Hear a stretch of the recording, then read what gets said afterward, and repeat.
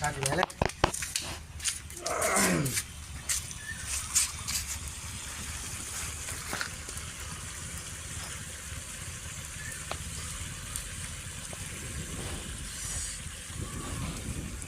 आगो पनि मजाले बल्यो खाना त रोक्नु भएन नि अनि खाना त रोक्नु भएन खाना चाहिँ खानुपर्छ जस्तो जे पनि जिन्दगीमा के छ ड्युटीमा छन् सबै साथीभाइहरू क्याट बनाएर अब क्याट लगिने घ्याममा खान्छन् न्याममा सुत्छन् भोलि अब के छ र अब जान बन्द भइगयो त्यहाँ जानु हुन्थ्यो के गर्ने हो साथीभाइको लागि गर्दैछु लड्दैछु पढ्दैछु दुश्मनमै हुन्छु के अन्तिममा जति यस्तरी लगेर लसुन हाल्यो आगोको राप होइन अनि पुरै फिल्मले बलिरहेको छ होइन खाना पनि पाकिसक्यो हामीलाई ग्यास के चाहिन्छ हामी नेपाली हो यार नेपालीलाई साला पहिलादेखि ग्यास कहाँ थियो त भर्खर घरमा बजारमा ग्यास आयो त यसरी दाउरा टिप्ने ग्यास झुम पकाउने खाने सबभन्दा ठुलो कुरो त्यही हो कि भोक मार्नु भएन सबभन्दा आफ्नो भोकलाई चाहिँ बचाउनु पर्यो अनि यसरी पकायो भने चाहिँ शरीर पनि लाग्ने तागत पनि आउने साथीभाइ पनि खुसी हुने सबभन्दा ठुलो कुरो त्यही नै हो क्या मानवता ईर्ष्याले केही पनि पाउँदैन जिन्दगीमा जन्मदा नाङ्गै हो मर्दा नाङ्गै हो कि होइन विकास भन त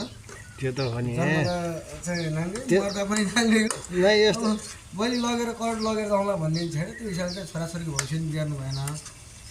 तर चाहिँ आफ्नो गर्नुपर्ने कर्तव्य गर्नुपर्छ तर चाहिँ खानपिन भन्ने कुरामा चाहिँ च्याटचुट आफूले चाहिँ त्यसरी जङ्गल मच्छरले टोक्यो कि जे गरे नि यी चुलो यही छँदैछ खल्ला यही छ भगवान्ले बनाएकै छ ट्याक्क पकाउने चलाउने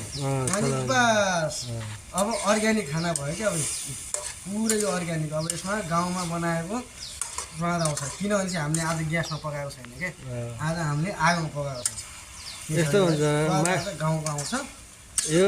यस्तो हो टेस्टीभरि ग्यासमा पकाएको